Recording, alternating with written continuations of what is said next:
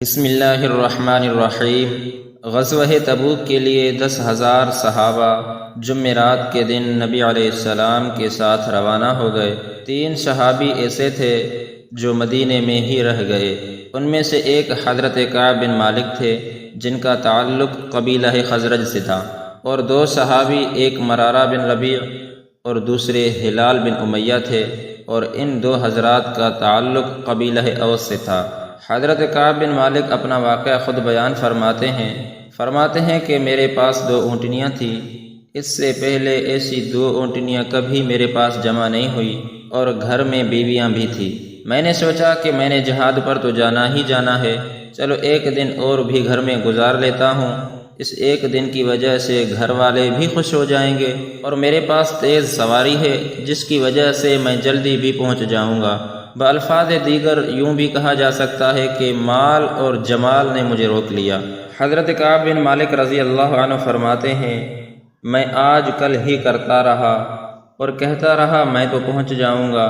مدینے میں جو لوگ پیچھے رہ گئے تھے ان میں سے 1-2 کے علاوہ باقی سارے منافقین ہی تھے۔ میں جانے کے لیے سوچتا ہی رہا، بالآخر پتہ چلا کہ وہ قافلہ غزوہ تبوک سے واپس آ رہا ہے۔ جب مجھے احساس ہوا کہ مجھ سے تو بہت بڑی غلطی ہوئی ہے، مجھے تو چلے جانا چاہیے تھا۔ جب نبی علیہ السلام واپس تشریف لے آئے تو منافقین آپ صلی اللہ علیہ وسلم کے پاس گئے اور قسمیں کھا کھا کر اپنے اپنے عذر پیش کیے کہ ہم اس وجہ سے غزوہ میں نہ جا سکے۔ اللہ کے محبوب صلی اللہ علیہ وسلم ان کی قسموں کو سن کر ٹھیک ہے فرماتے رہے۔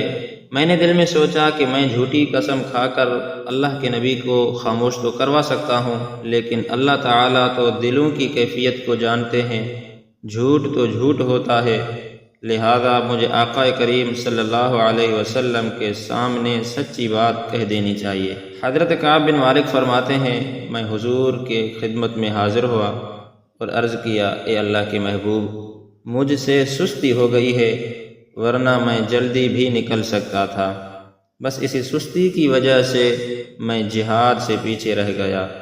نبی علیہ السلام نے فرمایا، اے کعب، تو نے وضاحت سے بات بتائی ہے، اس لیے جب تک ہمیں اللہ کی طرف سے اشارہ نہیں ہوگا ہم آپ کا فیصلہ نہیں کر سکتے۔ اس لیے نبی علیہ السلام نے تمام صحابہ کو بھی حکم فرما دیا کہ کوئی بھی صحابی ان حضرات سے بات نہ کرے، سب کو بات کرنے سے منع کیا گیا۔ حضرت کعب بن مالک رضی اللہ عنہ فرماتے ہیں، میرے دونوں ساتھی حضرت مرارہ بن ربیع اور ہلال بن امیہ رضی اللہ عنہما، وہ دونوں تو اپنے اپنے گھروں میں بند ہو کر رہ گئے، لیکن میں آتا جاتا تھا، اس طرح مجھے لوگوں کے رد عمل کا بھی پتہ چلتا رہتا تھا۔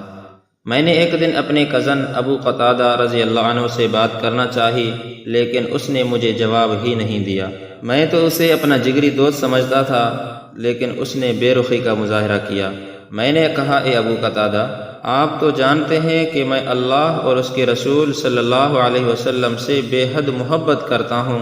حضرت ابو قتادہ نے جواب دیا، اللہ اور اس کے رسول بہتر جانتے ہیں۔ حضرت کعب بن مالک فرماتے ہیں، حضرت ابو قتادہ کا یہ جواب سن کر مجھے بہت پریشانی ہوئی کہ اب میرا حال یہ ہے کہ مجھ سے کوئی بات کرنا بھی پسند نہیں کرتا۔ فرماتے ہیں، میرے دل میں یہ غم تھا کہ اگر اسی حالت میں میری موت آ گئی تو نبی علیہ السلام میرے جنازے کی نماز بھی نہیں پڑھائیں گے، اور اگر معاذ اللہ کے رسول دنیا سے تشریف لے گئے تو اللہ کے محبوب صلی اللہ علیہ وسلم میرے طرف سے ناراض ہیں، اور یہ بھی خسارے سے کم نہیں۔ حضرت کعب فرماتے ہیں، اسی غم نے مجھے بے چین کر دیا۔ فرماتے ہیں، ایک مصیبت اور آ پڑی، وہ یہ کہ یہ بات چلتے چلتے عیسائیوں کے بادشاہ غسان جبلہ بن ایہم تک جا پہنچی۔ اسی نے کسی کے ذریعے میرے طرف ایک خط بھیجا۔ اس خط میں لکھا تھا کہ تمہارے سردار نے تمہیں بہت مشکل میں ڈالا ہوا ہے، لہذا اگر تم میرے پاس آ جاؤ تو میں تمہاری مدد بھی کروں گا اور تمہیں عزت بھی دوں گا۔ حضرت کعب بن مالک فرماتے ہیں میں نے تو وہ خط تنور میں پھینک دیا، لیکن مجھے دکھ اس بات کا تھا کہ شیطان کو حملہ کرنے کے لیے میں ہی ملا تھا کہ اب کافر مجھ سے طمع اور لالچ رکھنے لگ گئے ہیں۔ میں اتنا نیچے گر گیا ہوں اور میری حالت اتنی پتلی ہو گئی ہے کہ کافروں کو مجھ سے اتنی بات کرنے کی جرت ہو گئی ہے۔ اللہ اکبر۔ حضرت کعب فرماتے ہیں یہ خط مجھ پر بجلی بن کر گرا، بڑی مشکل سے 40 دن اسی ہی حالت میں گزرے۔ نبی علیہ السلام کی طرف سے 40 دن کے بعد یہ پیغام ملا کہ بیوی سے بولنا بھی بند کر دو۔ بیوی تو بڑھاپے کی لاٹھی ہوتی ہے، اس کی جتنی ضرورت جوانی میں ہوتی ہے اس سے کئی حصے زیادہ ضرورت بڑھاپے میں ہوتی ہے، کیونکہ سارے کام وہی سمیٹتی ہے۔ جب بیوی سے نہ بولنے کا حکم ہوا تو پریشانی اور بھی زیادہ بڑھتی گئی۔ میرے دوسرے ساتھی حضرت ہلال بن امیہ رضی اللہ عنہ آقا کی خدمت میں حاضر ہوئے اور عرض کیا اے اللہ کے محبوب، میں تو بوڑھا ہوں، خدمت کی ضرورت پڑتی ہے۔ اللہ کے رسول نے فرمایا تمہاری بیوی تمہارے باقی کام تو کر سکتی ہے، لیکن تم حقوق زوجیت ادا نہیں کر سکتے۔ حضرت کعب فرماتے ہیں مجھے بھی لوگ کہتے رہے تم بھی حضور کی خدمت میں چلے جاؤ، آپ کو بھی بیوی کی اجازت مل جائے گی، لیکن مجھے حجاب محسوس ہوتا کہ میں کیسے جاؤں۔ میری تو یہ حالت ہو گئی کہ مجھے زمین کے اوپر سے زمین کا اندر زیادہ اچھا محسوس ہونے لگا۔ زمین اپنی پوری کشادگی کے باوجود مجھ پر تنگ محسوس ہونے لگی۔ فرماتے ہیں مجھے بھی رہ رہ کر خدا یاد آتا تھا کہ اے اللہ اب میری نظریں تیری ہی رحمت کی منتظر ہیں۔ میں اللہ کی طرف رجوع کر کے روتا رہا۔ حضرت کعب فرماتے ہیں اسی حالت میں مجھے 50 دن گزر گئے، تو 50 دن گزرنے کے بعد اللہ کے نبی ام المؤمنین حضرت ام سلمہ رضی اللہ عنہا کے گھر میں تھے۔ وہیں اللہ رب العزت نے وحی کے ذریعے اپنے پیارے حبیب صلی اللہ علیہ وسلم کو ہماری توبہ کی قبولیت کی خوشخبری سنا دی۔ جب آقا علیہ السلام نے یہ ارشاد فرمایا تو قبیلہ اوس کے حضرت حمزہ بن عمر بھاگ کر میرے پاس آئے اور انہوں نے آ کر مجھے خوشخبری سنا دی۔ فرماتے ہیں میں نے یہ خوشخبری سن کر اتنا تو خوش ہوا کہ میں نے جو کپڑے پہنے ہوئے تھے میں نے وہی کپڑے اسی صحابی کو ہدیے میں دے دیے۔ جب مسجد میں پہنچا تو حضرت طلحہ نے مجھے مبارکباد دی۔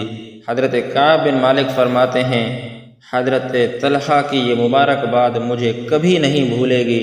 میرے سامعین محترم، واقع یہی بات ہے کہ مشکل وقت میں جو کوئی محبت کا بول بولے اور پیار کی نگاہ سے دیکھے اس کا وہ احسان بندے کو زندگی بھر یاد رہتا ہے۔ حضرت کعب بن مالک فرماتے ہیں اس کے بعد آقا علیہ السلام نے بھی مجھے مبارکباد دی۔ آقا کی مبارکباد دینے کی مجھے بے انتہا خوشی ہوئی۔ میرے دوستو، ان صحابہ نے سچ بولا تھا جن کی برکت سے اللہ رب العزت نے معاملے کو ٹھیک فرما دیا۔ میرے سامعین، ہمیں بھی اس واقعے سے یہی معلوم ہوتا ہے کہ سچ واقعتاً بندے کو نجات دیتا ہے۔ اللہ رب العزت سے دعا ہے اللہ رب العزت ہم سب کو ہمیشہ سچ بولنے کی توفیق عطا فرمائے۔